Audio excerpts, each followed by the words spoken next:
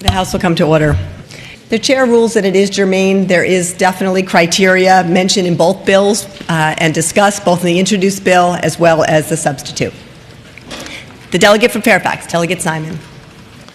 Madam Speaker, speaking to the floor substitute. Delegate Simon, you have the floor. Madam Speaker, members of the House, we gave you a little bit of a preview of this yesterday, but this is an opportunity for everyone in this body to vote on a truly independent, nonpartisan, citizen-led redistricting commission. Okay, and that's what many of us have said we wanted all along. Now, I've heard some of the critiques of the floor substitute overnight. We did give everybody a chance to sleep on it, a chance to read it, a chance to look at the key provisions. And I'm going to pull up here, maybe my able delegate from Farmer Keem can help me out here, man of many talents.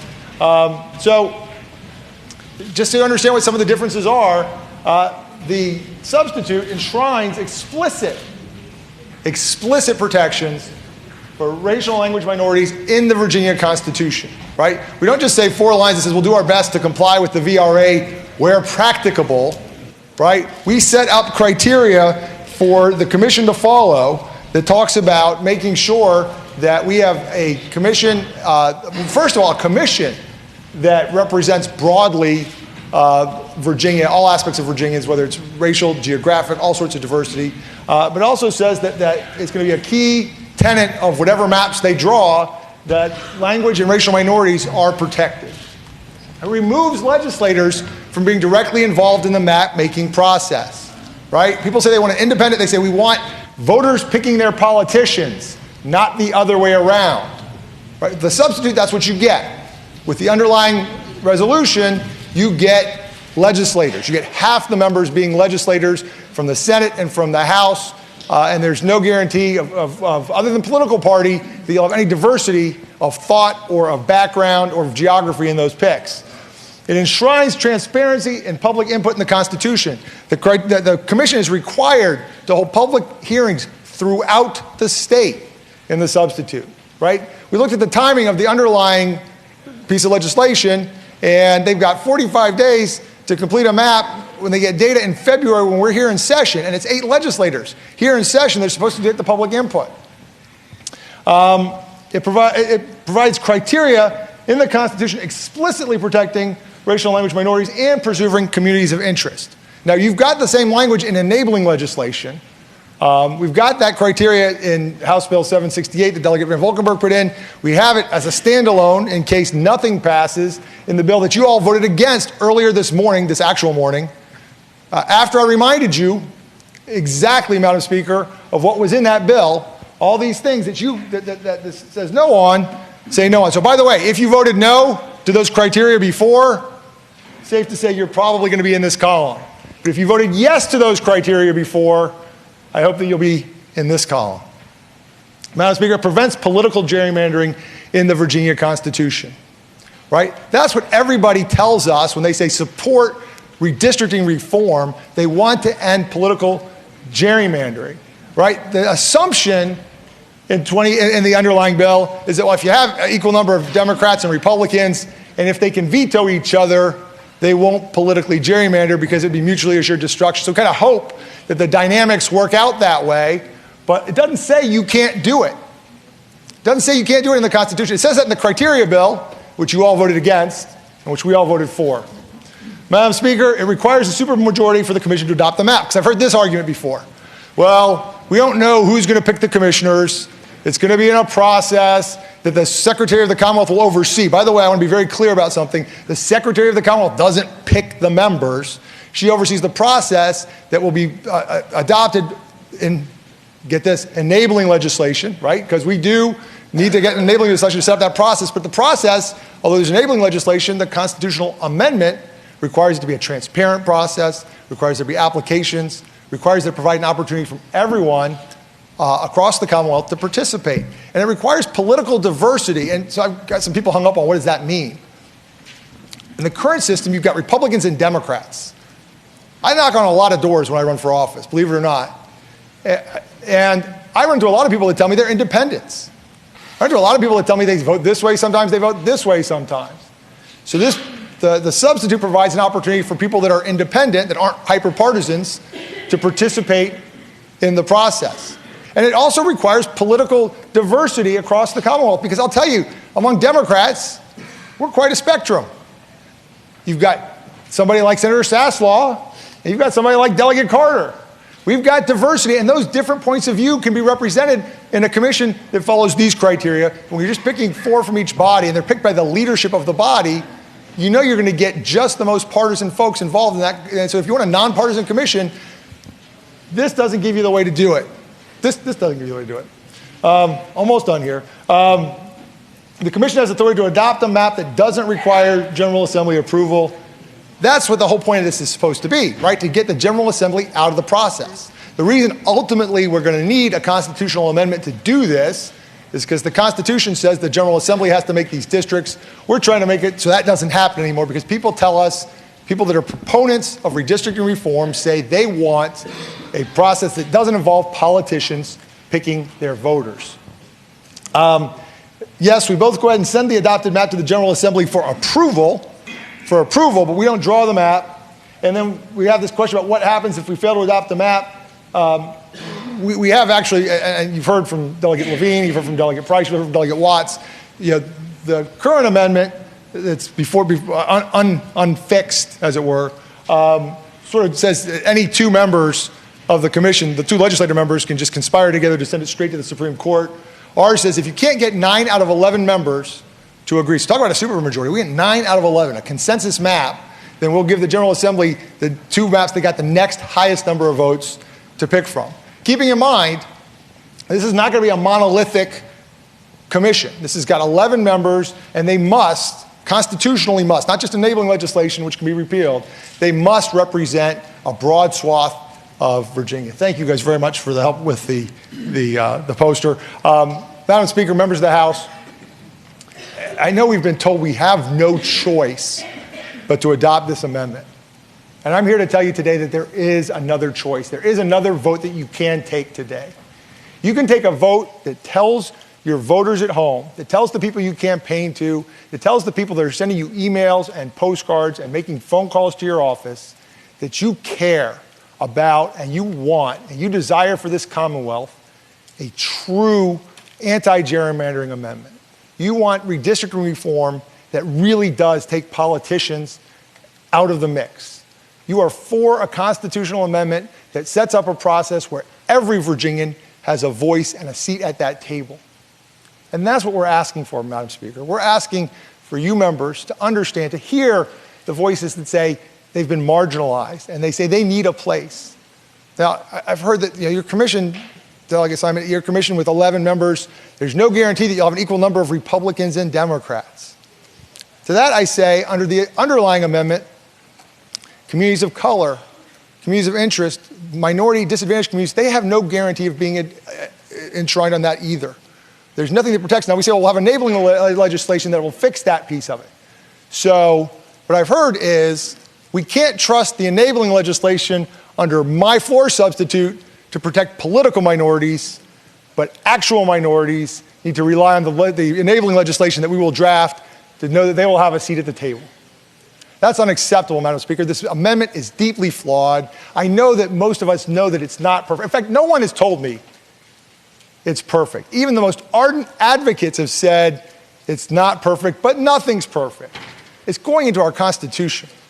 And this has been a long and difficult process, and it's going to be just as long and more difficult to try and change it. We have an opportunity to vote for something better, Madam Speaker. I implore you all, please vote yes on this floor substitute. Let's restart this process. Let's send a signal to the governor that we want a truly independent, nonpartisan, citizen-led commission that will give us fair maps that will represent the needs of all Virginians. Thank you, Madam Speaker.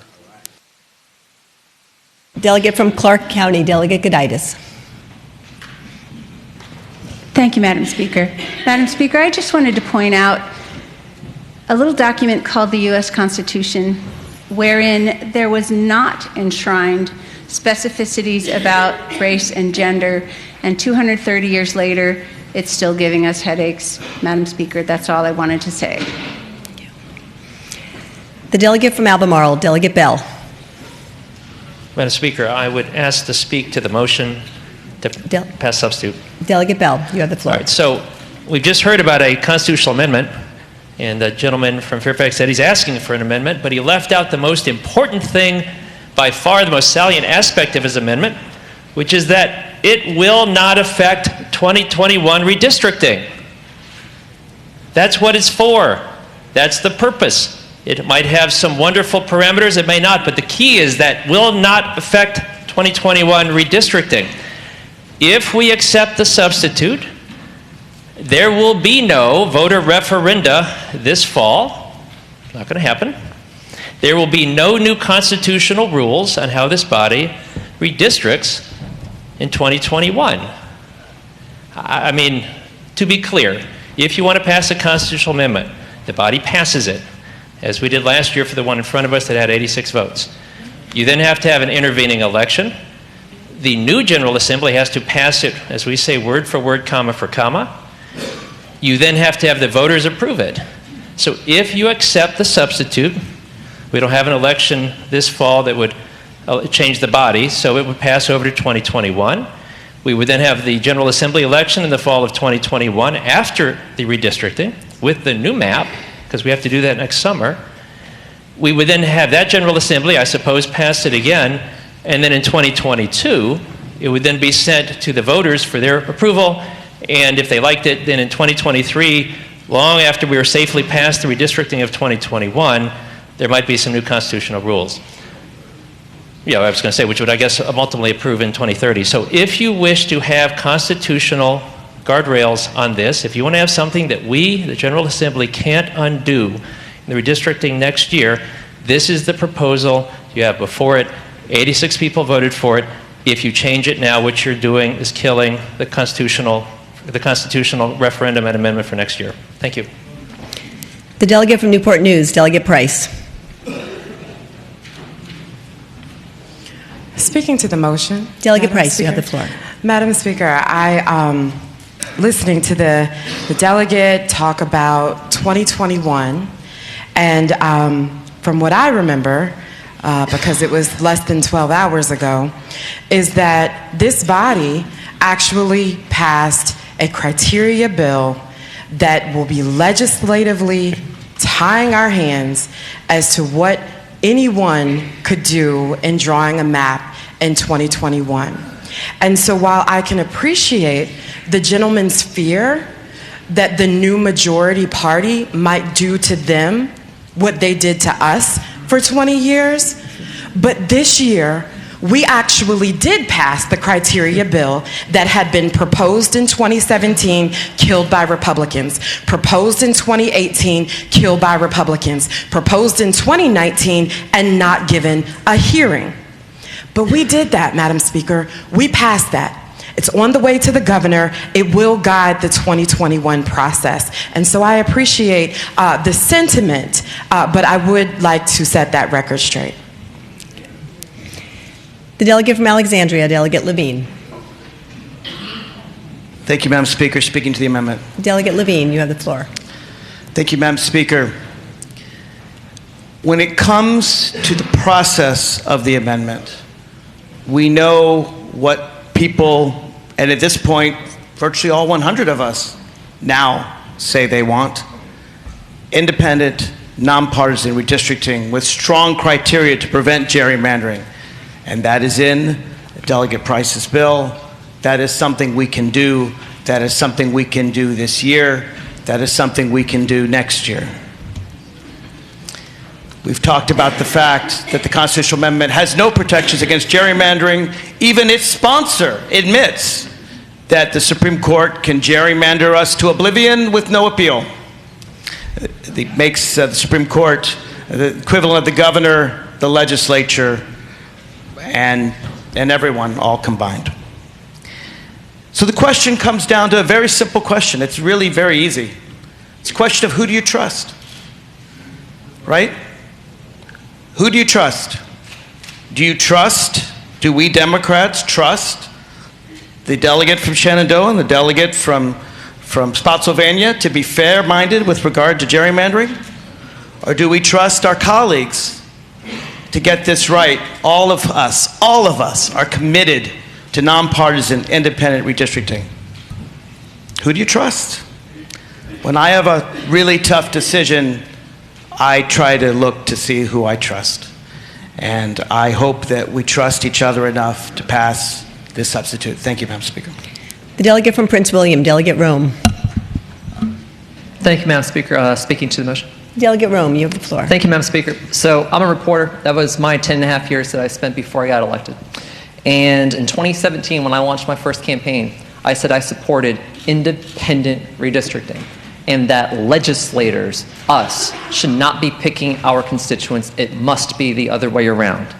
And on December 4th, 2017, I put out a statement saying, yes, I'll be supporting bills from legislators favoring independent, nonpartisan redistricting with lines drawn by neutral, disinterested, third-party observers whose job is designing districts that are compact, contiguous, and in compliance with federal law instead of party advantage.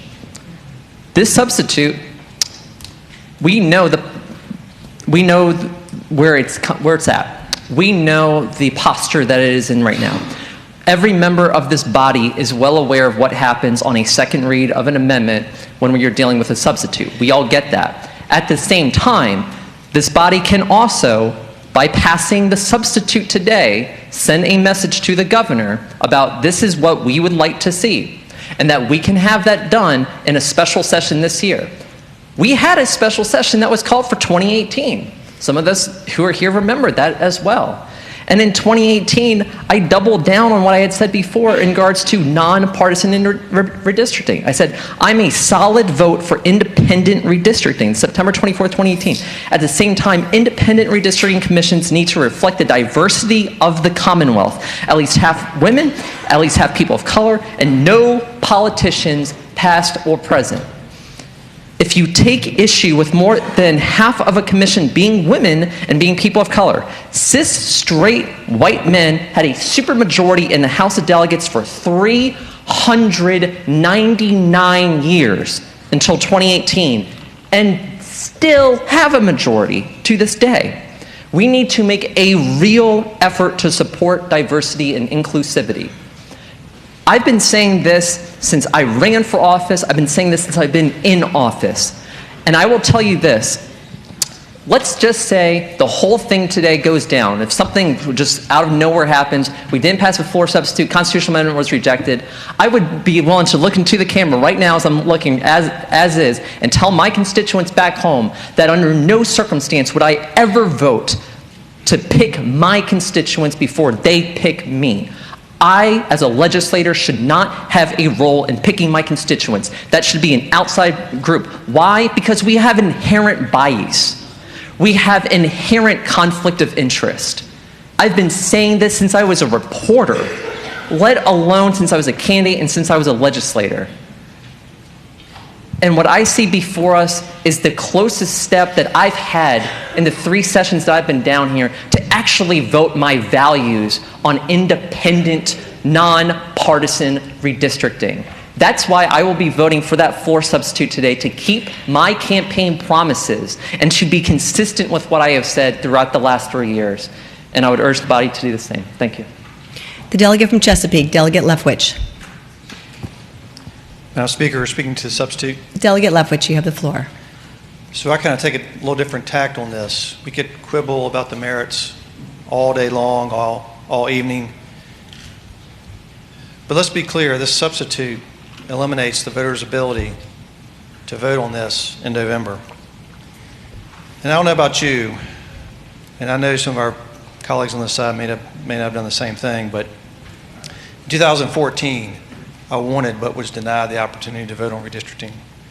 In 2015, I wanted but was denied the opportunity to vote on redistricting. In 2016, I wanted but was denied the opportunity to vote on redistricting. In 2017, I wanted but was denied the right to vote on redistricting.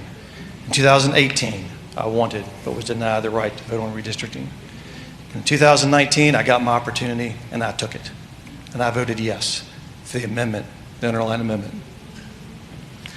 I finally had my chance, and 85 other people in this body voted with me. When I returned to my district, I was chastised by my supporters. Jay, we raised money for you. We knocked doors for you. We put up signs.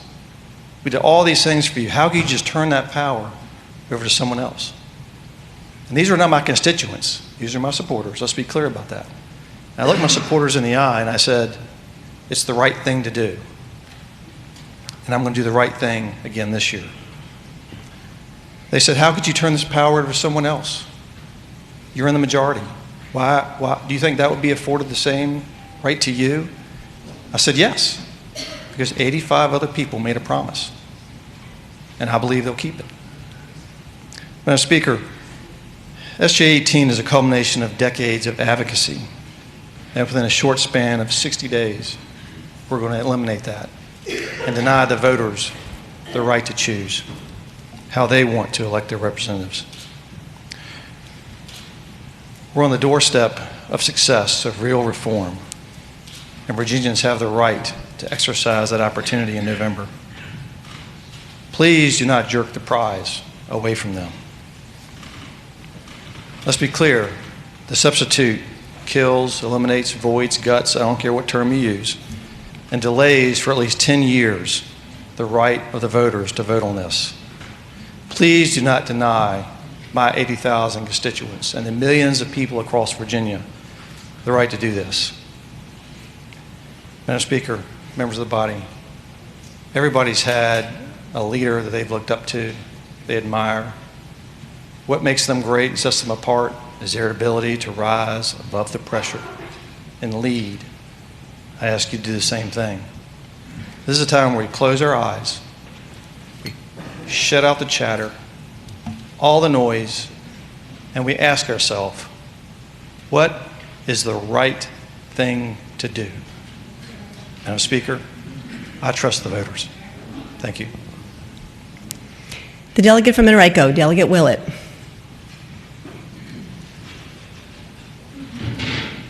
Thank you, Madam Speaker. Speaking to the substitute. Delegate Willett. Thank you. We all answer to many constituents, and I'm sure many of us have been hearing from many constituents, particularly in the last few days, text, email, phone calls, and I completely respect the deference to those constituents. Those constituents are supporters, as voters, financial supporters, canvassers, and I've heard from many of them. But at the end of the day, the most important constituent to me is my family. That's who I ultimately answer to. And as we've sat here today, for most of the day, this longest day of ever in our lives, a member of my family has been here. My daughter is actually sitting on the floor today. She's about 6 feet behind Chairman Sickles. And ultimately, I want to be able to answer to her. I want to be able to look her in the eye and tell her that I did the right thing. Madam Speaker, we can do better. We can do better, and we can pass this substitute.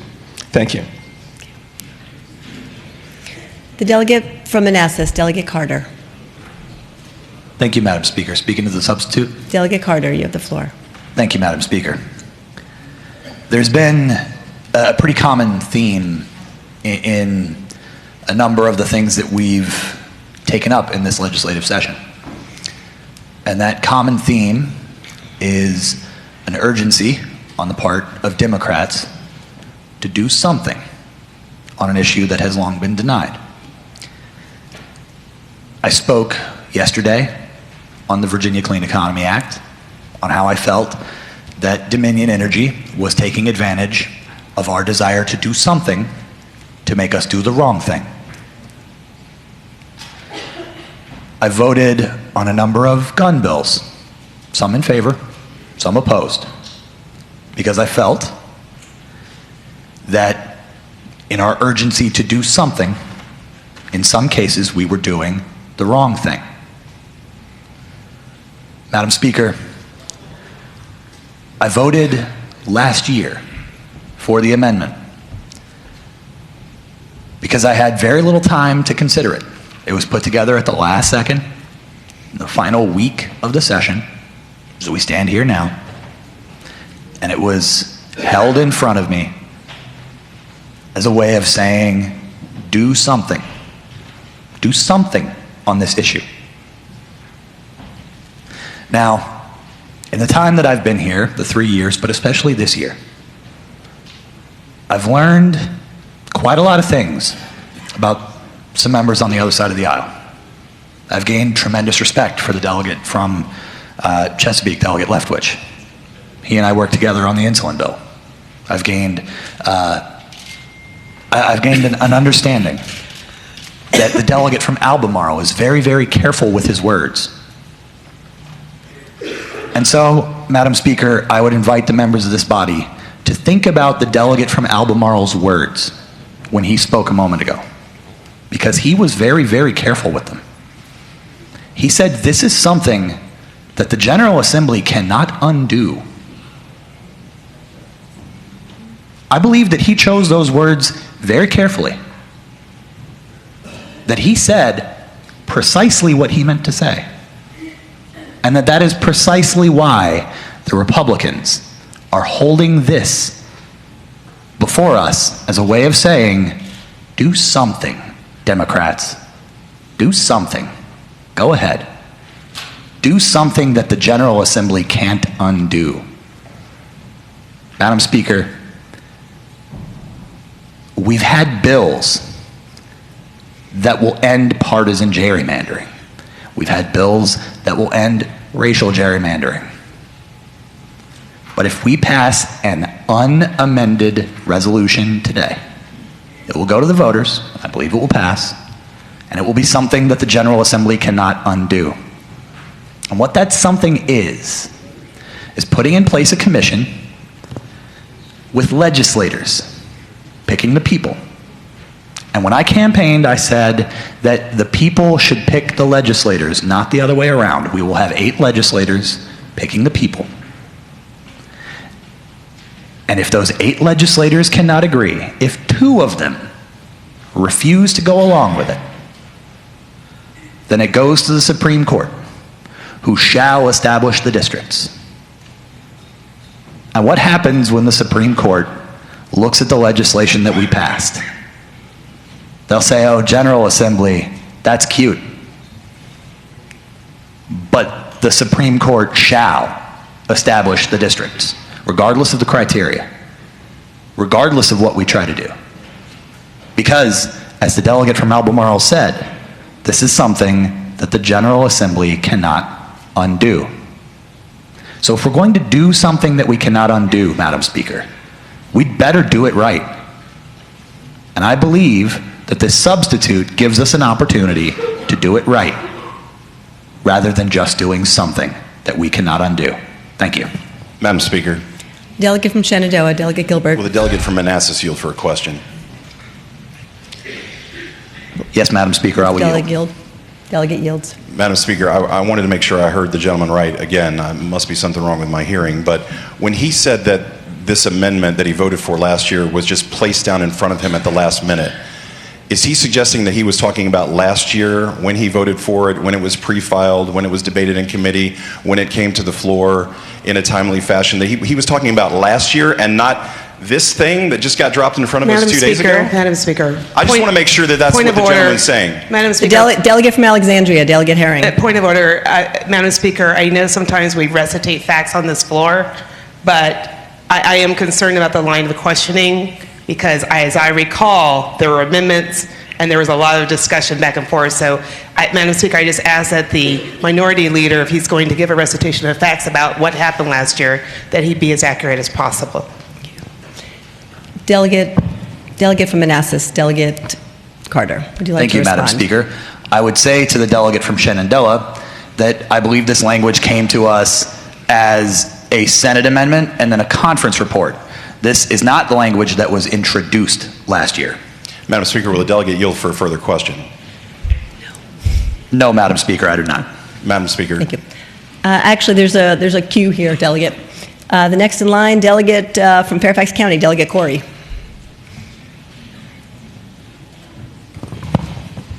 Thank you, Madam Speaker. Like many of you, when I ran for re-election, I pledged and I signed documents that said I would vote for this constitutional amendment. But what I know is that this substitute is actually what many people think the constitutional amendment intends to do. My voters are not stupid, my constituents are not stupid, and I don't think anybody here has very many stupid voters or constituents. I am already getting messages from my constituents asking me to support the substitute, telling me that they think that it is the right thing to do. And I know it's the right thing to do, and I know all of you can explain it to your highly intelligent voters and constituents, and they will understand. Thank you, Madam Speaker. The delegate from Portsmouth, Delegate Scott. Thank you, Madam Speaker. Speaking to the substitute. Delegate Scott, you have the floor. I'm new this year, so they can't point it out that I voted for this last year, because I'm new. That's one. Two, constitutional amendments are supposed to be difficult. You're supposed to take a year, you look at it, you view it, you vote on it, then you come back the next year with a different General Assembly, possibly, as this one is, 18 new freshmen. You take another fresh look at it. If it doesn't pass muster, you don't vote on it. That is your responsibility. Forgive me if I'm not impressed by the numbers that 82, 70 passed last time. In the 2005 session, the constitutional amendment, marriage may exist only between a man and a woman, that is enshrined in our Constitution. Guess how many folks voted for that? 79. 79 people were wrong then. I would submit to you that 82 people were wrong last year. I'm telling you guys, and I'm telling the members, Article 1 Bill of Rights, Section 15-A, marriage, in our Constitution. We can fix legislation. That is still in your Constitution right now, that only a union between one man and one woman may be a marriage valid in or recognized by this Commonwealth. That's what you put in the Constitution. Don't make that mistake again. It's still there. And some of you who voted for it are still here. And I want to make sure that we're clear what we're doing. We have a responsibility to go back and review the work that the past General Assembly did. And we can say, we don't have to, y'all gave them an A last year, I'm giving them an F this year. We can go back and fix this. It's wrong. What does it do? The Constitutional Amendment, what does it do? It has some general language in there that says that we will try our best to protect racial minorities. It doesn't enshrine a Section 5 of the Voting Rights Act. It doesn't enshrine it. It says we'll refer to whatever the current federal law is. But we already know who's in office right now, and we know how he picks judges. And those judges will be the people that are interpreting the law. There's a reason that when Delegate Sickles brought back an amendment to try to cancel this Bill of Rights, this Section 15A marriage, and it failed, it never made it to the floor. Because some folks are in hopes that if we get the court pact right,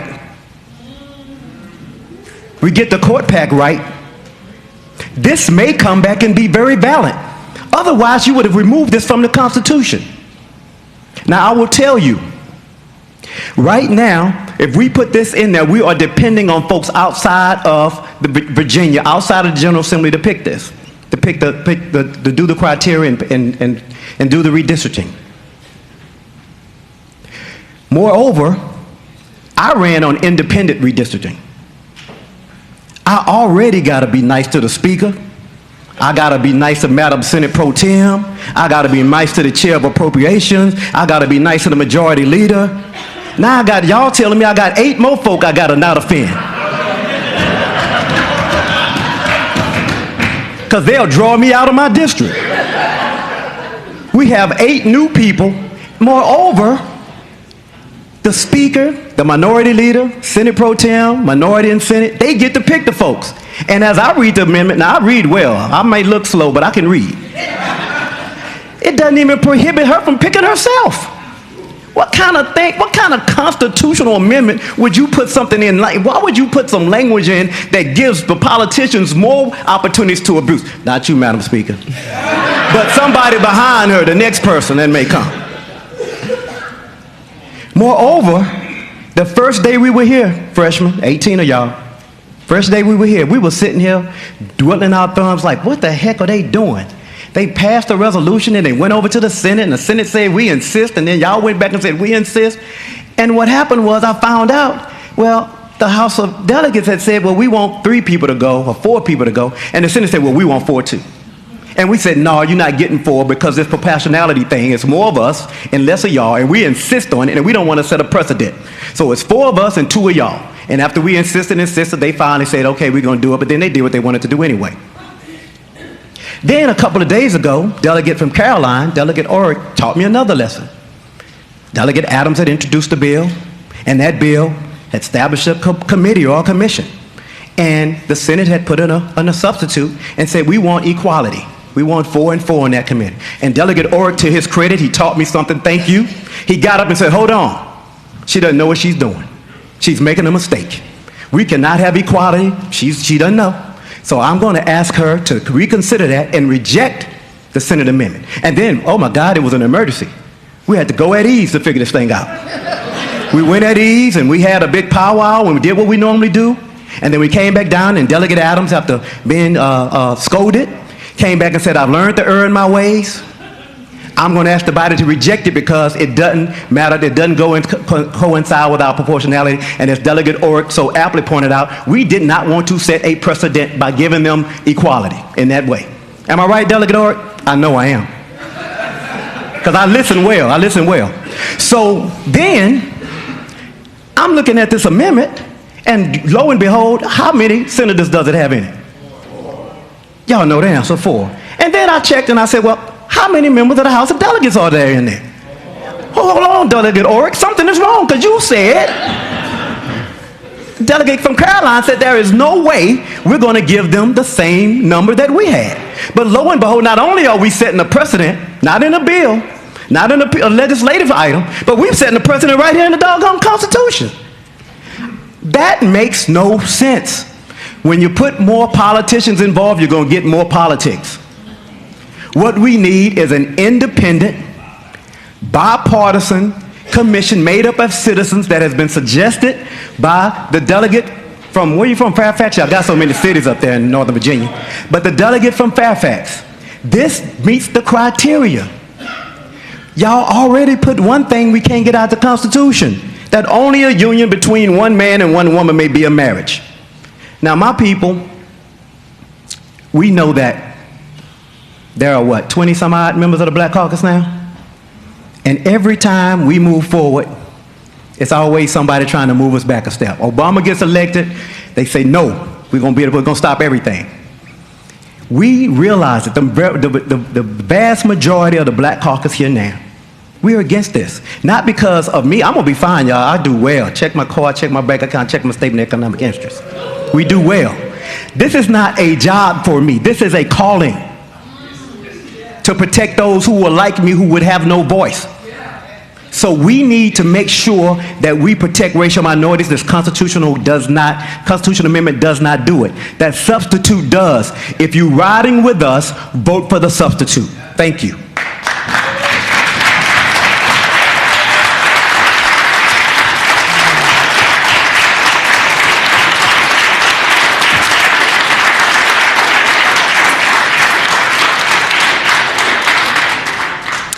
The delegate from Virginia Beach, Delegate Miyares. Thank you, Madam Speaker. Speaking to the motion.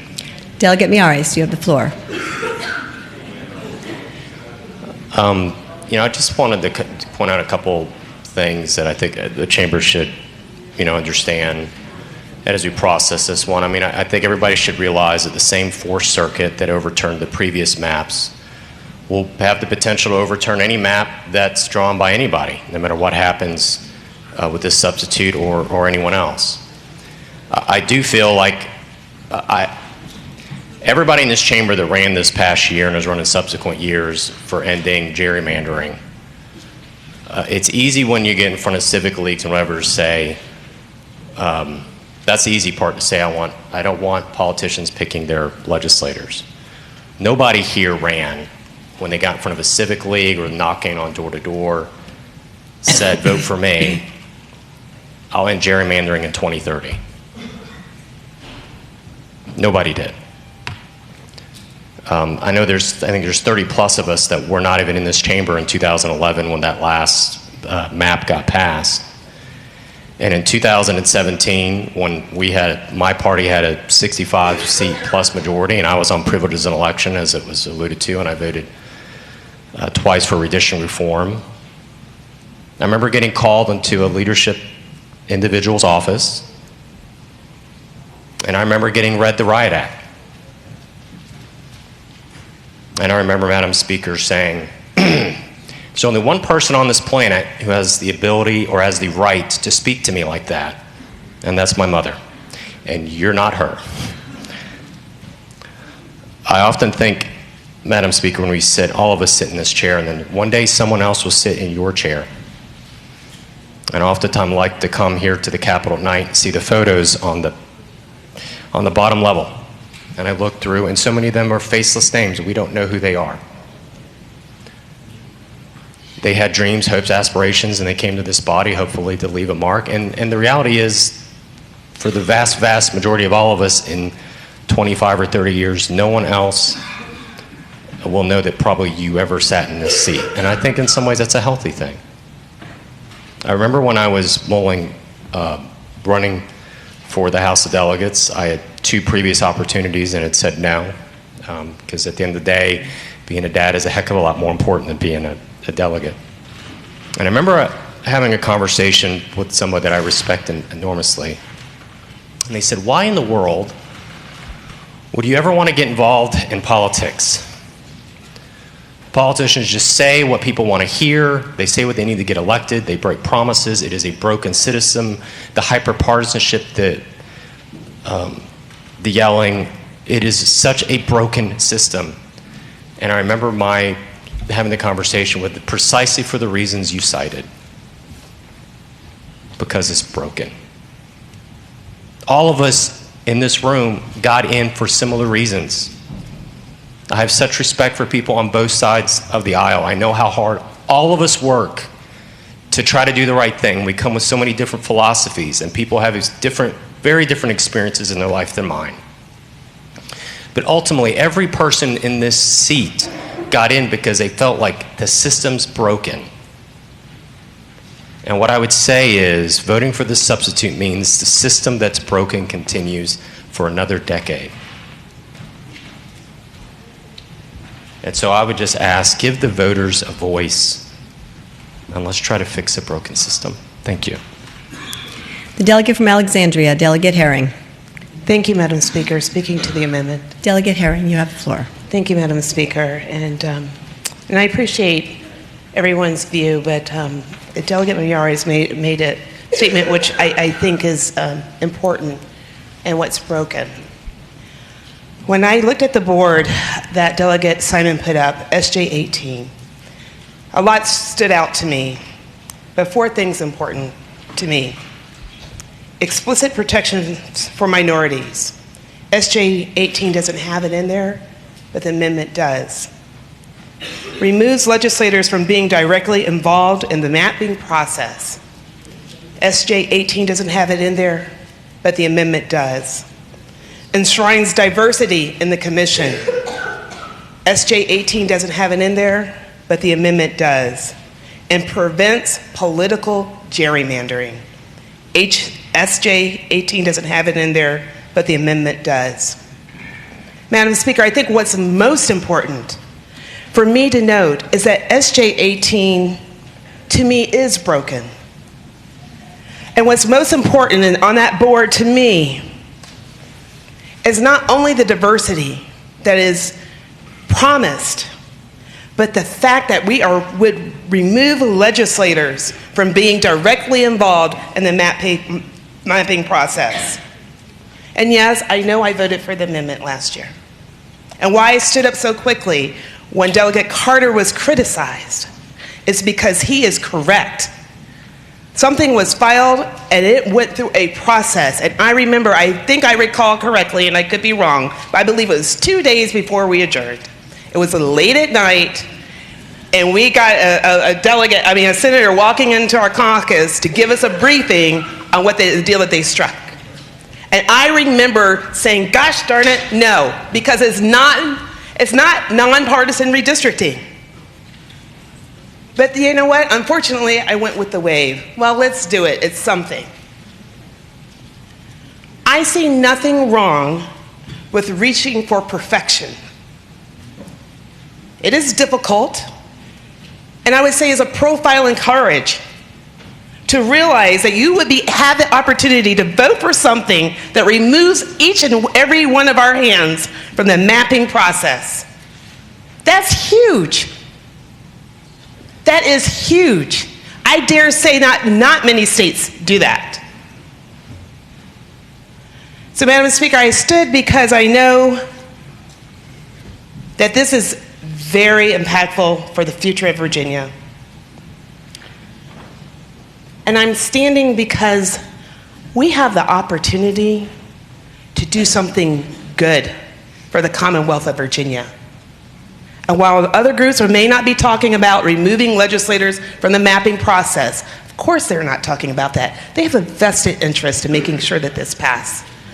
They have donors out there. Well, I know I have my constituents sitting in my district. And when I can go home and say that I removed legislators from drawing that map, I think that's important. And I support the amendment, and I hope everyone else will too. The delegate from Fairfax, Delegate Simon. Madam Speaker, members of the House, just want to sort of quickly sum things up a little bit. I think we heard from, it's very interesting actually, very insightful debate, Madam Speaker, to hear from some of the members on the other side who for years, apparently, and years, really, really wanted to vote on redistricting reform. And I think that tells you a little bit of something, and I think it helps answer Delegate Levine's question about who you trust here. Madam Speaker, members of the House, there is a path of much less resistance for those of us that think that this resolution was a bad idea. We could have continued to do things the Virginia way. We are giving everyone on this floor an opportunity to vote for something today. What we're asking you to do, is to vote for something that is what your constituents tell you they want, what Virginians want, is the opportunity to vote for something that's right. Now, I understand the effect of what this vote is. Right? We're not trying to deceive anybody. Everybody knows that the effect of this vote will mean that we will not amend the Constitution this year. That doesn't mean we have to wait 10 years, by the way, to change the Constitution. We can do something legislative. There's a lot of questions about what happens next. What happens next? This amendment passes, the constitutional amendment fails. What are we left with? We are left with an opportunity to legislate. And the question that the Delegate Levine asked, who do you trust to legislate? Do we really trust the party that actually is bringing this to a vote? The party that's letting people be heard? This is a different General Assembly, Madam Speaker. This is a General Assembly where we let these bills out. We let people have their chance to vote the right way. I hope we all vote the right way. I hope we didn't make a huge mistake. I hope that we vote the right way on this. Delegate Mieres, again, talked about how we have a broken system. We have an opportunity to fix that system. The broken system was that system that got you called into the Speaker's office when you got out of line and told you couldn't have an opportunity to vote, you couldn't do it. We've got the right system here. We've got the right General Assembly. You can trust that we will do this right. We've got criteria that require us to do it right. The bills that we passed earlier this session, Madam Speaker, members of the House, we can vote yes, send a signal to the governor and others and to the people about what redistricting should look like. We can do it legislatively in 2021. We can keep our promise to our voters to do this in a fair way, draw fair maps. We can fix the Constitution the year after that to make sure it goes that way forever and ever and ever. Speaker, members of the House, I ask you to vote yes on the substitute. The delegate from Richmond City, Delegate McQuinn.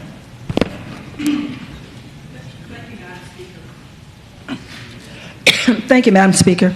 I call for the pending question. All those in favor of Delegate McQuinn's motion to move the pending question shall say aye. Aye. Those opposed, the pending question is called. Shall the floor substitute be agreed to?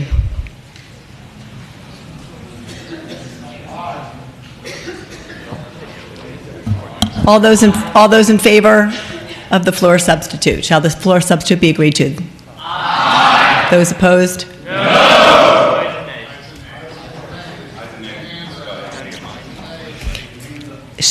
That's where I was going originally.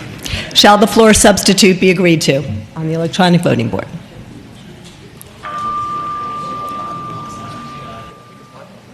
Seriously? Really?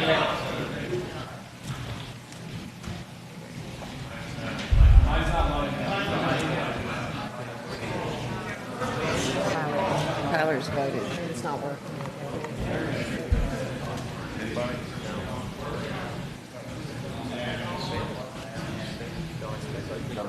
The clerk shall close the roll. Ayes 47, nays 53, abstentions 0. Ayes 47, nays 53, abstentions 0. The floor substitute is rejected.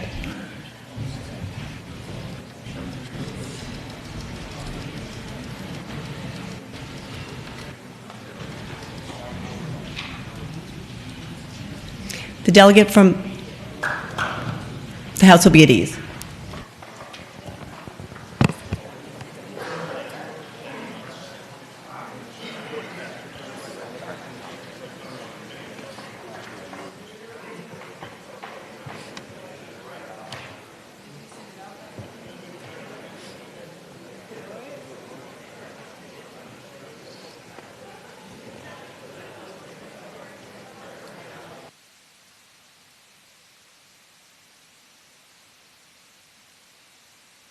The House will come to order. The delegate from Newport News, Delegate Price. Madam Speaker, is there a motion on the floor? There is not a motion permission on the floor. to speak to the resolution? Delegate Price, you have the floor. Thank you. Members, for this vote right now. Madam Speaker, point of order. Delegate from Caroline, Delegate Auroch. Madam Speaker, am I not correct that in order to have debate on a motion on a matter pending, we have to have a motion for its consideration? That we had an amendment proposed, and therefore we had discussion, but in order to have discussion now on the resolution, we need to have a motion for some form of action to debate the matter.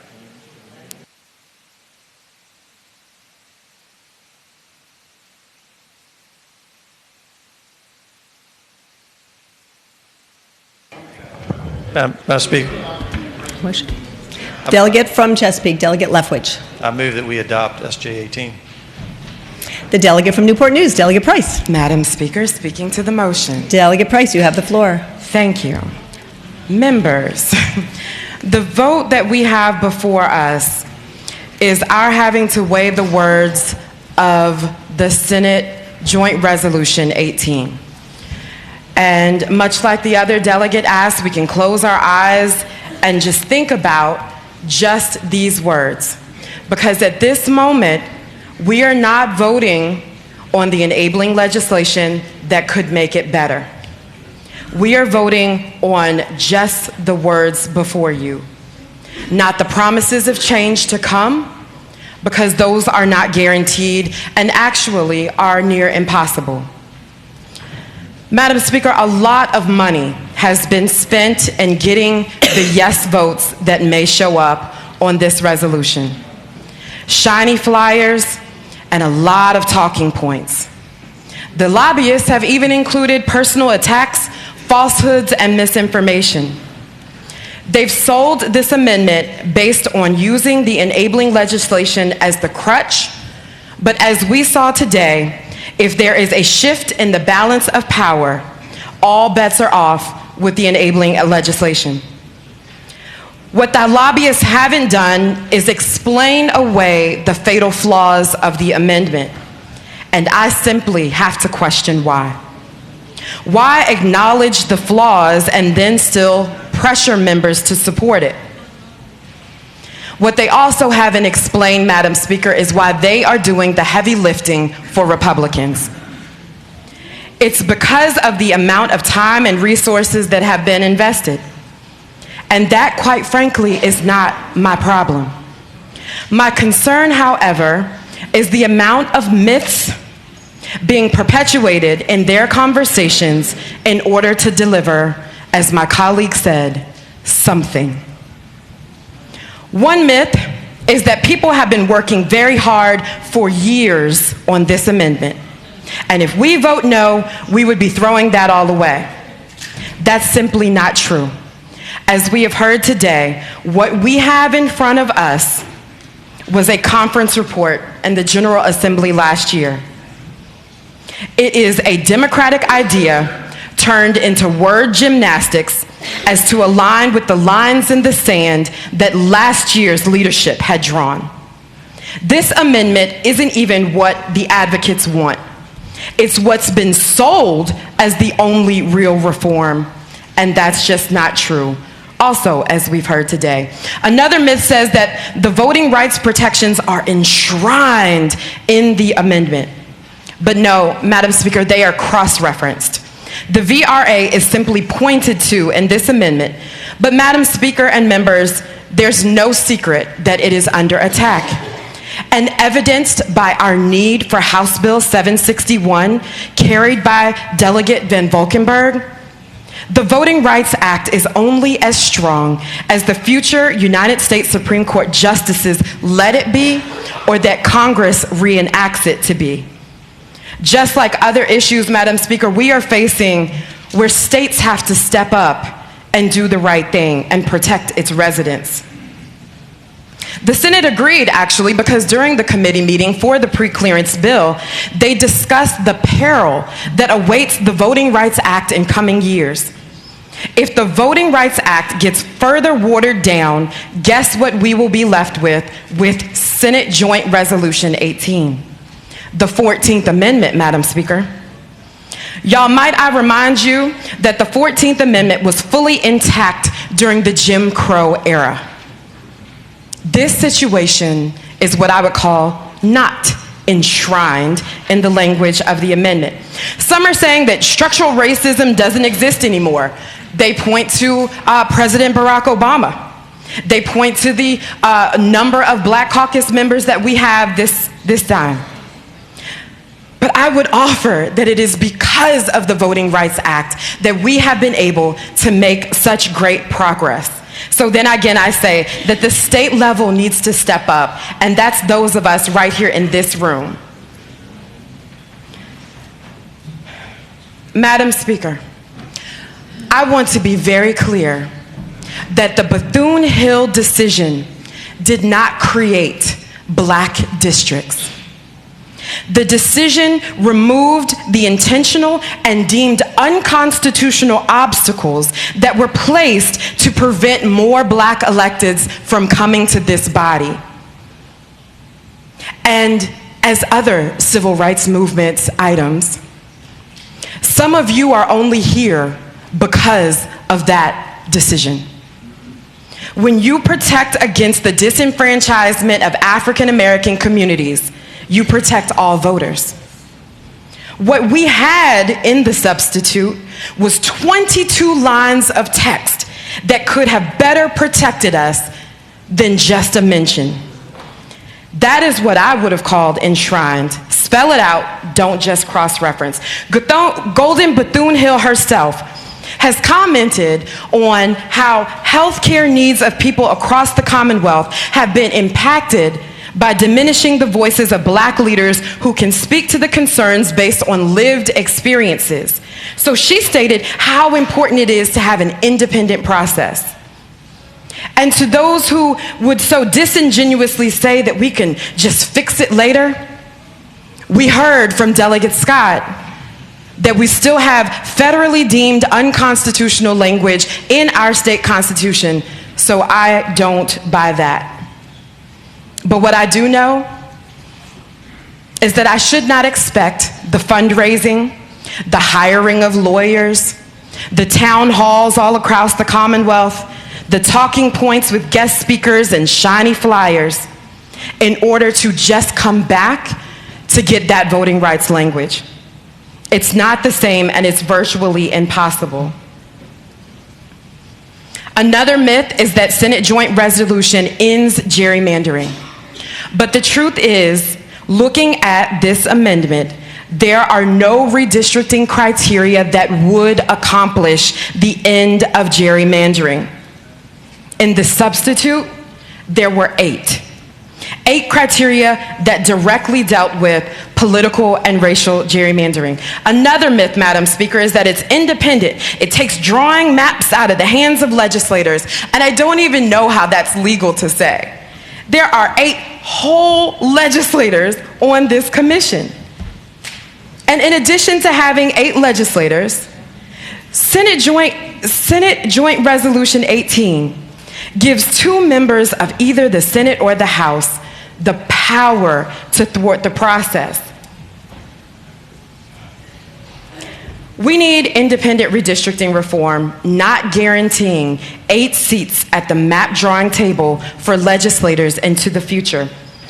Another myth is that the commission is nonpartisan. No, it's bipartisan. As we've heard, no room for independence. And I would say it's actually hyper-partisan for those 2 members of any party that can kill the process. Then there's the point that the Senate Joint Resolution 18 prevents mid-decade gerrymandering. Well, Madam Speaker, our Constitution already does that. And here's another one. There's lots of public input. The amendment only requires 3 public meetings for the entire state. Madam Speaker, we would need 3 just for Hampton Roads. The timing of which, depending upon the census data, is that legislators would have to run to these hearings while they're in session. Another myth is that there will be guaranteed diversity on the commission. And this morning, Madam Speaker, I watched the Senate, and it was a really interesting conversation.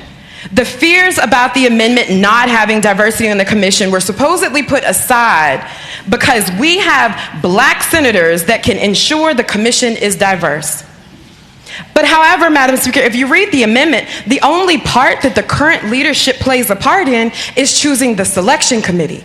Once they are chosen, there are no words that mandate diversity for the commission. But even if our fears were assuaged for 2021, I do not have the luxury of being short-sighted. I must also think about when considering a constitutional amendment, 2031, 2041, 2051, 2061, and so on. This isn't about any of us as individuals. This is about how future processes will work. And further, the senator raised the point that the role of one black senator also pointed to the enabling legislation to back up. What he didn't say is that the enabling legislation probably won't even make it to 2031. What a difference a year makes, Madam Speaker, because we do have powerful black leaders this year, but last year we didn't. Last year we didn't even have diverse voices on the conference committee under Republican leadership. When we aren't at the table, who shall speak for us? There was, however, diversity at the table when we took a weak piece of enabling legislation and made it strong. That is the demonstrated factor that diverse voices lead to better products. Our request is not for quotas. Our request is simply for the commission to have to reflect the demographics of the Commonwealth. The last myth, Madam Speaker, has been debunked as well. This is the only year that we can do this until 2030. We have already voted on reform, and it is headed to the governor's desk. And we can do more, but we've got to do it right. The further issues that you've heard are actually probably the most important, because this would impact whether you're white, black, Asian, Republican, Democrat. And that is the timeline issue, Madam Speaker.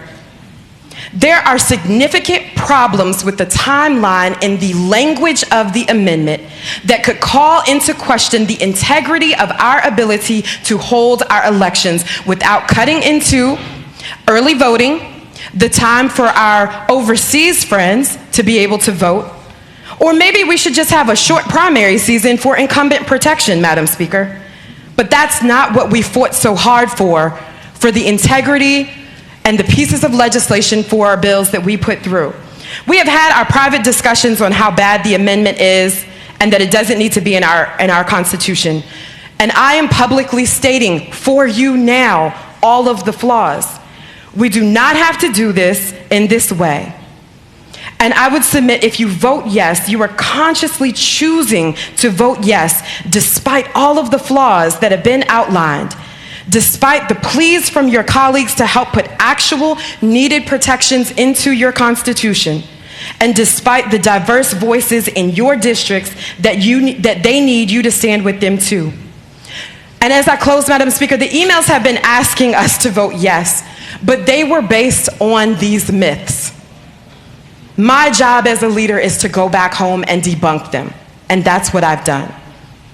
I have to base it on the actual words of the amendment that were debunked in part by the actual patron of this resolution and by several members who have spoken on the floor. But no matter how many times you say a myth, it doesn't make it true. We can't operate on myths, we must operate on facts. So you may want to vote for this in order to help restore trust in our system. But I would say that the trust you're asking the people to have is in two people who already demonstrated that they don't want to play by rules. Let's instead ask the public to watch our every step. Watch our every step as we work toward a better amendment. We have everyone on both sides saying that they want something. Let's give it to them. Madam Speaker, the fact is we need a resolution that actually addresses the concerns that spurred the cries for redistricting reform from the beginning. We've already passed the legislation that would end gerrymandering. We have the ability to do a legislative fix for a commission for 2021 and choose that 2021, together with those pieces, could be the most transparent, independent, and fair redistricting process that we have had that will not allow gerrymandering. That is what the people have asked for. And if you vote no today, we can still deliver on that promise. So I urge you to vote no on Senate Joint Resolution 18. Thank you, Madam Speaker. Thank you. The delegate from Enrico, Delegate Van Valkenburg. Thank you, Madam Speaker. Madam Speaker, speaking to the amendment. Delegate Van Valkenburg, you have the floor. Madam Speaker, members of the body, I don't think it's been confusing on where I stand on this. I carried all the legislation. I've carried the amendment from the beginning. And I believed in this from the beginning. And so I'm going to kind of start. I'm not going to say much. I'm not going to try to combat all the arguments. We'd be here for 30 minutes. I don't think I'd change anybody's mind. And we got a lot to do. But I want to start kind of from where I'm coming from, and I want to give that perspective. Because you hear a lot about constituent emails, you hear a lot about lobbyists, you hear a lot about this group and that group. And as I think many of you know in my background and where I come from and what I do, right? I think most of you would say that the reason why I carry this stuff is that I'm an idealistic civics teacher. And I would plead guilty to that. I would. And what I would say is that over the last 20 so years of my life, I have spent my entire professional career studying, teaching, discussing, revising what I believe is true about democracy and what makes our democracy healthy. And that is where I come at this from. And that is why I've carried what I've carried, and that's why I've made the arguments that I've made, whether it's been in public or it's been in private meetings. And you know, as a sidebar, I never planned on being here. I don't come from a political family. I'm a teacher in the suburbs, right? I don't have any political connections. What made me come here, what made me to think to come here were two things. One was the election in 2016. Going into my classroom every day and having to explain to my students how a candidate, sorry other side, but how a candidate was trampling on our Constitution, trampling on its norms, and trampling on political discourse. And it's only gotten worse since. And I blame not all of it but a lot of it on the gerrymandering that we have seen in Congress that has facilitated an awful political climate. But that's not why I ran. I ran because of the gerrymandering that was happening here, where we had a supermajority that was holding back progress on Medicaid expansion, on anti-discrimination bills, on the minimum wage, and they could do so because of the lines they drew. And so that's why I came here, and that's why I fight the fight I fight. And when I look back on this year, the things that I am most proud of and the things that I think that we did that are the most important things are things like House Bill 1, Delegate Herring's bill for early voting. It's things like Delegate Cole's bill for the opt-out voter registration bill. It's things like pre-clearance. And I fit redistricting form within that because I think that all gets to the health of our democracy. Now, my colleagues have already heard this, but you know, when some of your best friends in this place, as many of you know, it is my best friends and it is my allies, my closest confidants who are against this bill the most adamantly. And I respect the hell out of them. And I respect their arguments. And I think they respect mine too. And so when that happens, and when I have another side of the aisle that spent $1 million lying and calling me a socialist for 3 months, who are my biggest advocates, one second guesses one's thoughts. One second guesses one's priorities. One looks back. And so I have scoured this amendment. I have scoured this enabling legislation. I have talked to everybody I could possibly talk to, whether it's in this body, the other body, whether it's professionals, whether it's constituents, you name it, who it is, to make sure I'm doing the right thing, to make sure I'm doing what I think is the right thing. And that's why I have landed where I have landed. And you know, I'll conclude with one thing, and I will go after one argument. One argument that's been made about this is that even advocates say that it isn't perfect. And then that gets weaponized into, well, it must be bad. But there's a difference between it's not perfect and it's bad. If it's bad, you should vote no. If you think it's bad, you should vote no. You're not going to get any second guessing from me, right? But I don't think it's bad. I don't think it's perfect. L'État is not, c'est moi. I am not the state. I do not get to dictate policy for the Commonwealth of Virginia. There are some things I would have chosen to be in there that are not in there and vice versa. But I do think it's a good product. I do think it moves us forward. And that is why I will be voting yes for this. And I thought that those remarks should be on the record. So thank you, Madam Speaker. Thank you, members of the body. Delegate from Norfolk, Delegate Jones. Thank you, Madam Speaker. Speaking of the amendment. Delegate Jones, you have the floor. Madam Speaker, members of the House, I was not going to say anything today because I felt like I said everything that I needed to earlier this week. But I have sat here and listened to these arguments down in our caucus room and on Twitter and here on the floor. And as I walked these halls these last couple of days, I thought about what brings me here. And that is, like Delegate Scott said, a calling and a commitment to service. But every time I am here, I am reminded about what my presence means in this building itself. This building and this Commonwealth and this democracy and this nation were built on the backs of people who look like me.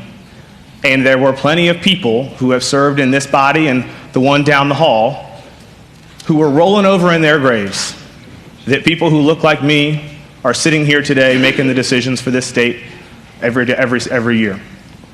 But what most fascinates me and most enthralls me every time I step onto this floor, it really takes my breath away, is that this is the birthplace and cradle of democracy. And that, I think, is something that we talk about all the time here in Virginia. We are so proud of our role in this nation and how we got here. But when I look at this amendment, I see nothing democratic about it. I see nothing that pursues the perfection of the ideals that this state and this country were founded upon. And Delegate Scott's right, and a lot of other folks are right too. We deliberate on this stuff for a reason. We chew on it over and over and over again to make sure that we are getting it right. And I'm standing before you guys again to tell you that this is not the best that we can do. And we, as stewards of this democracy in this state and this Commonwealth, have an obligation to make sure that we are seeking perfection. And each time we don't, we do ourselves a disservice, and we do those who come behind us a disservice too. So I said we have to let perfect be the enemy of the good in this case, and I will say it again, but if you have any ounce of respect and any ounce of value for democracy, you will vote against this amendment. This is the wrong path. Please, please vote no against this amendment. A delegate from Campbell, Delegate Ferris. Madam Speaker, Delegate Ferris. I move the pending question.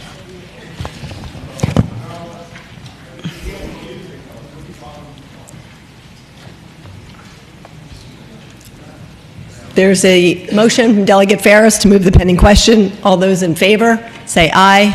Aye. All those opposed? No. Pending question is not called. No. Delegate from Norfolk, Delegate Lindsay.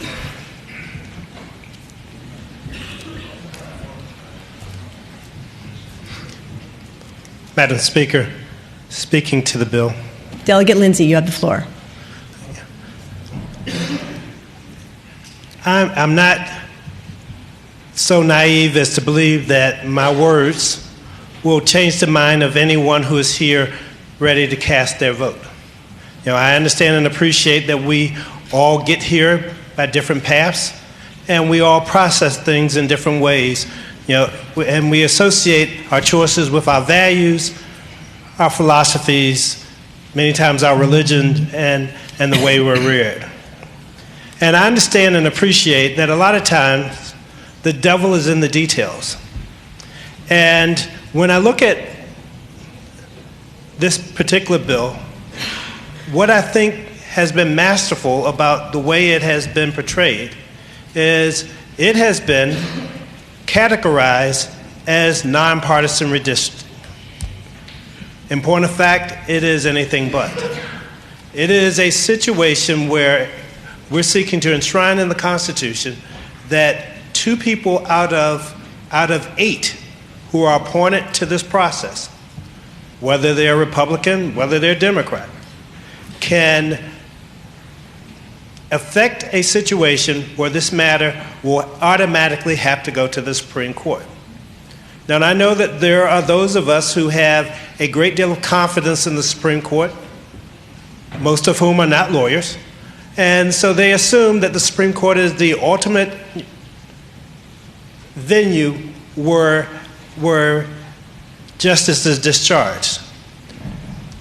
While I don't take issue with the ideal, I also understand that the Supreme Courts are not gods. The justices of the Supreme Court are not gods. They're individuals. They also, like us, come from backgrounds, come from philosophies, come from training, beliefs, the like. One of my favorite sayings from a movie I once watched was that the greatest thing the devil ever accomplished was convincing man that he did not exist. Well, the greatest challenge, and I'm going to just change that around a little bit because I'm not very imaginative. One of the greatest challenges that has been overcome with this bill is the bill of goods that's being sold is in telling folk that this bill solves the issue of partisanship in politics, and it solves the issue of making sure that the electorate affects their leaders as opposed to their leaders affecting the choice of the electorate. I can tell you this bill does not accomplish that. This bill is going to create a situation for years and eons to come where factions of politicians are going to continue to be political, all in the name of democracy, while at the same time being able to engage in the protection of self-interest. This is a bill where you have where 2 people can affect the overall will of 6 others. I just can't think of many situations where that is the default position. This is a bill that is going to leave the backdrop as the Supreme Court. And and one thing I'll say is that I have lived with this bill, this legislature, this session, and the whole ideal of nonpartisan redistricting has been more a part of my life than I would ever hope it to be. I am probably going to be as happy as anyone here when the votes are cast today. But I'm not disillusioned in believing that that resolves the issue. That just means that that's the start of the fight to come. Because this bill, if it passes, does not satisfy what we claim and profess we're up to. What it does is gives us the opportunity to hide behind a process and claim we did our jobs. And in such, this bill is lacking. Thank you. The delegate from Manassas, Delegate Carter. Thank you, Madam Speaker. Speaking to the resolution. Delegate Carter, you have the floor. Thank you, Madam Speaker. One of the hardest things to understand is your own biases. We all come with them. They're built into our minds. We can work to be better the next day than we were the last. But it's work. And one of the biases that I constantly work on is trying to hear the words that come from black thoughts. Hear the words that are spoken in black voices. And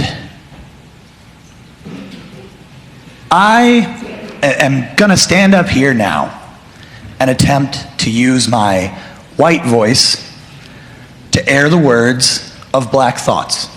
There's a few quotes that I'd like to share with the body. Number one, if you're not careful, the newspapers will have you hating the people who are being oppressed and loving the people who are doing the oppressing. Delegate Price has spoken quite often about the way that this has been covered in the press, about the way that the newspapers have talked about this. And those words have been hard to hear for a lot of us, sometimes including me. But she has spoken about how the newspaper is covering this as a need to do something. But this is a way by which oppression can manifest itself in our redistricting. Madam Speaker, I have heard Delegate Price's words. Another quote, the most disrespected person in America is the black woman. The most unprotected person in America is the black woman. The most neglected person in America is the black woman. Madam Speaker, I hear the voices of the women in the Black Caucus who are telling me that this is not the way to protect the rights of minorities to have their voices heard in our Commonwealth. I hear that. And now I'm standing here repeating that, hoping that some of my friends in this body can hear those words in my white man's voice when they could not hear them in the voice of a black woman. And Madam Speaker, the third quote that I'd like to share with the body, and these were all from Malcolm X. The third quote that I would like to share with the body. If you stick a knife in my back 9 inches and pull it out 6, there's no progress. If you pull it out all the way, that's not progress. Progress is healing the wound that the blow made. And they haven't even pulled the knife out, much less healed the wound. They won't admit the knife is there. Madam Speaker, I'm standing here admitting that last year I helped put that knife in the back of my colleagues in the Black Caucus. And I am standing here hoping that the members of this body will help me try to heal that wound. Don't just pull the knife out 6 inches. Don't just pull the knife out and walk away. Madam Speaker, we've got to pull that knife out, and we have got to heal the wound. I hope that we will reject this resolution. Thank you.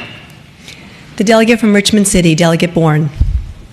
Thank you, Madam Speaker. Madam Speaker, speaking to the measure. Delegate Bourne, you have the floor. Madam Speaker, ladies and gentlemen of the House, I, like all of us, have heard the profound and poetic, the powerful opposition that has come from many of the people that I serve with in the Black Caucus. And as we have considered this measure, this issue, we've heard about all the flaws, all the problems, all the shortcomings with SJ18. And so as the session has gone on, I've said to myself, how did we get here? All of my colleagues are generally reasonable people. They're smart, they're good.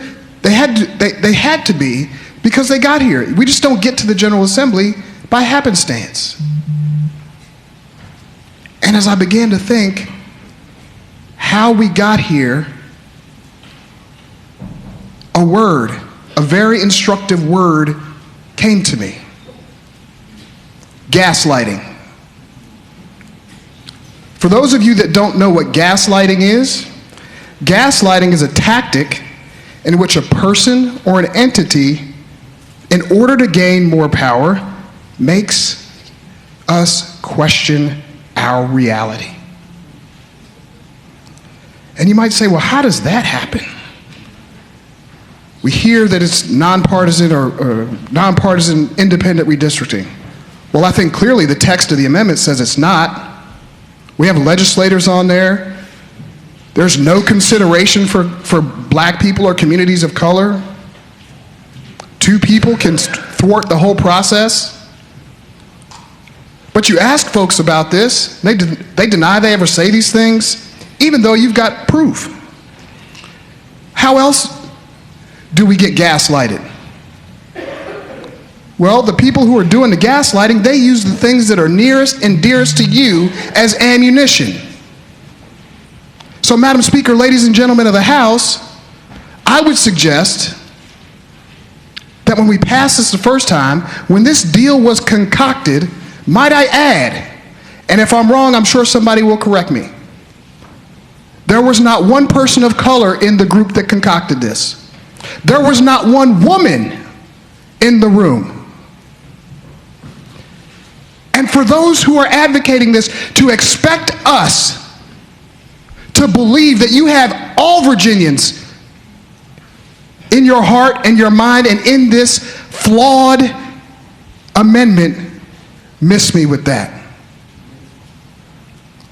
But you know what? You know what a good gaslighter does? They wear you down over time.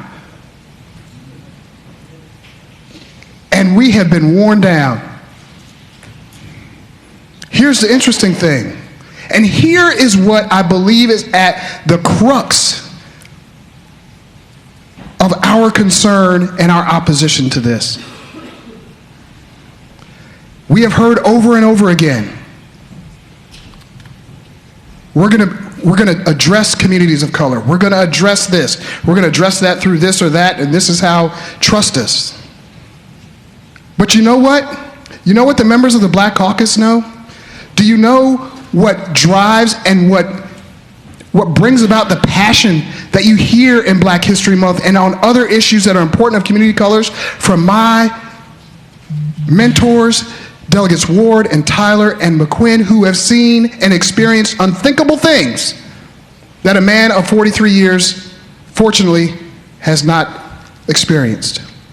They know, we know, their actions don't match their words. But because they're good at what they do, they throw in positive reinforcement to confuse us. Because they know confusion weakens people. They try to align people against you. Madam Speaker, ladies and gentlemen of the House, one of the things that I agree with Delegate Miari is when he said, being a dad is more important than anything we'll do here. And I could not agree more. And Madam Speaker, there is one instance where I have absolutely felt bad about not being here. And that's when we took the vote on this the first time. But because I agree with Delegate Miari's, I was with my daughter at a daddy-daughter dance. And I know that not only was that the right thing to do, but opposing this amendment is the right thing to do.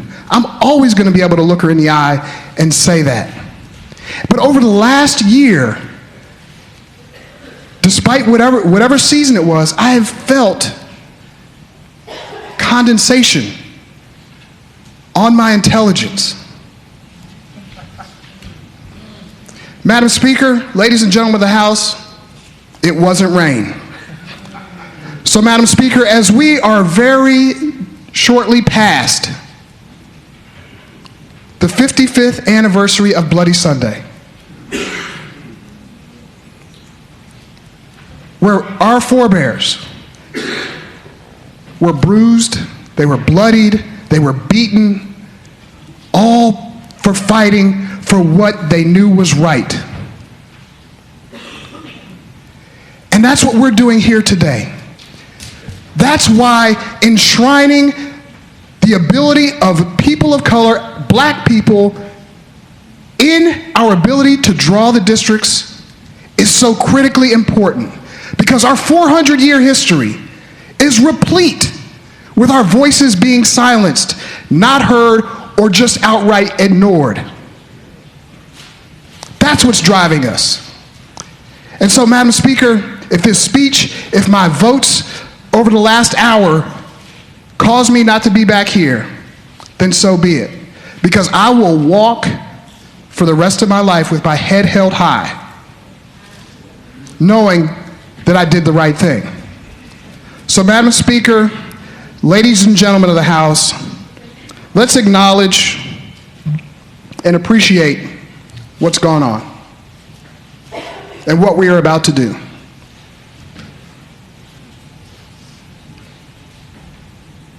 We are about to enshrine in our Constitution an amendment that has been described on this floor as piss poor. I think my friend was being polite. Madam Speaker, ladies and gentlemen of the House, I urge you, I implore you, hear our voices. Hear our voices. Please, do what's right and not what's easy. Vote no. Thank you, Madam Speaker. The delegate from Enrico, Delegate Bagby. Madam Speaker, I only talk when I think people are listening. I've observed this room, and people aren't listening. I looked at the individuals on this side of the aisle when Delegate Price was talking. And those individuals that voted with the Republicans were on their phones. I only try to talk when people are listening. It's painful to see my colleagues speak with so much passion about a single issue and no one's listening. We started this, and I oftentimes speak in game, sports analogies. We started down a few points in our argument this year. A lot of my friends on this side of the aisle came on board. I oftentimes like to observe, listen, as my friend from Norfolk said the other day, don't talk much on the floor. Probably because most of the time when I talk on the floor, it's because it's something that I feel so passionate about. But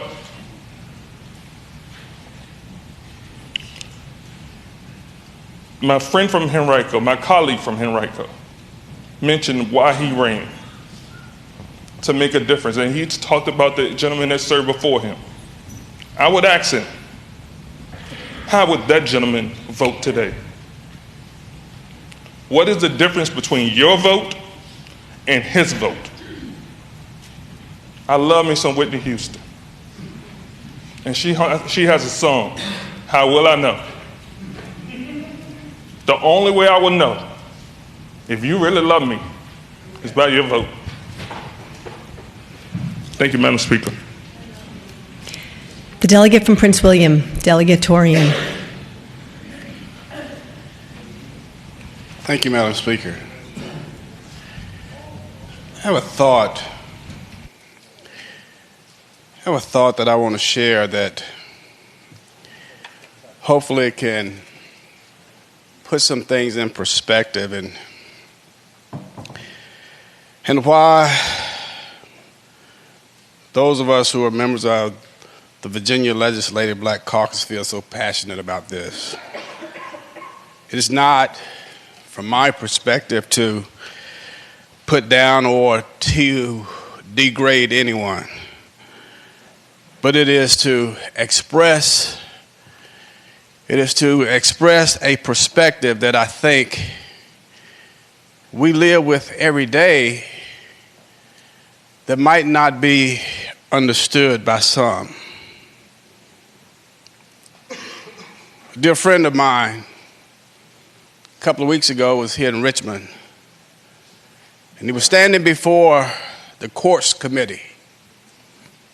He was up for a circuit court judgeship, and he gave a very passionate presentation of why he wanted to serve on the circuit court. And then he closed with these words, and they're quite penetrating, and they bespeak the passion that you hear us speak of because they are so real. And I say, and I quote his words very respectfully to all of us. He said that white Americans wake up each day expecting the American dream to work for them. He went on to say, black Americans wake up each day hoping we get access to the American dream. There's an enormous bridge between expectation and hope. That is some of what is being captured. Whenever there's a degree of legislation that is passed, you wonder whether it's taken away your hope to become, to be, to give expression. And legislation like this dims the hope.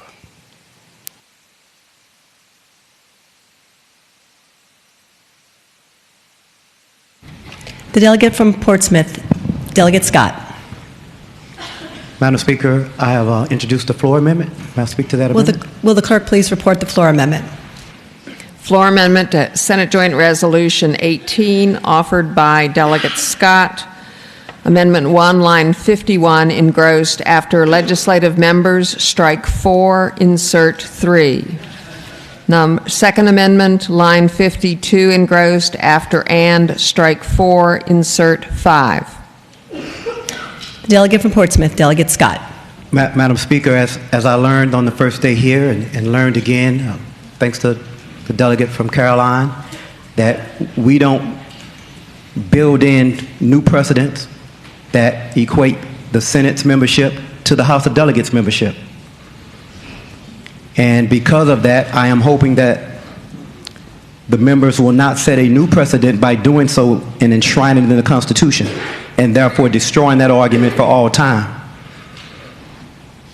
I'm hoping that the members will accept this amendment and vote yes on this amendment so that we may put the Senate and the House of Delegates in the proper posture proportionally.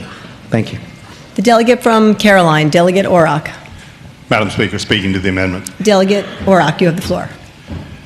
Ms. Speaker, Madam Speaker, I recognize the delegate is new, and I appreciate the tutelage, apparently, that I've been able to instill. However, it has always been the practice and the policy that when it comes to redistricting, each of the respective chambers control their own destinies as that has related. What the gentleman is suggesting, he knows, is a poison pill, a fatal flaw, for two reasons. One, it will keep this matter from going to the ballot because it changes it. Two, he knows it would be totally unacceptable to the Senate. It is not unprecedented, wherein when we pass legislation whereby each body will be equally affected that equal representation is afforded. And for that reason, I would ask that we would reject the floor amendment. The delegate from Fairfax, Delegate Simon. Madam Speaker, speaking to the floor amendment. Delegate Simon, you have the floor. Madam Speaker, we just heard it. We just heard it. That's exactly what happened in 2011. In 2011, we had an effort for bipartisan redistricting that broke down, and each house decided their own destiny. And Madam Speaker, in this constitutional amendment, it's set up specifically so that each house can control its own destiny, and each party in each house can control their own destiny. That's how it's set up to work. That's the magic that makes this thing go to the Supreme Court. I hope that you will please, please vote yes for Delegate Scott's excellent floor amendment. Shall Delegate Scott's floor amendment be agreed to? All those in favor say aye. Aye. All those opposed? No. Chairs in doubt? Ayes and nays. Division. Shall Delegate Scott's floor amendment be agreed to?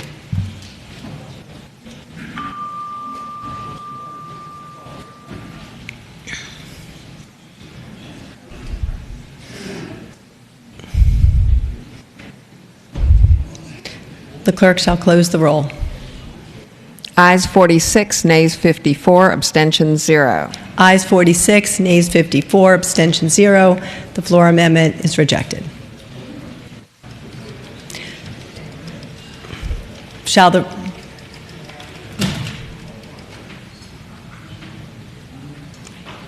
resolution be agreed to?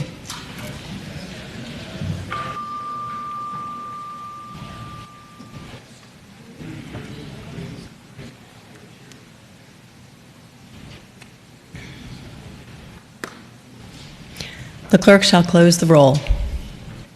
Ayes 54, nays 46, abstention 0. Ayes 54, nays 46, abstention 0. The resolution passes.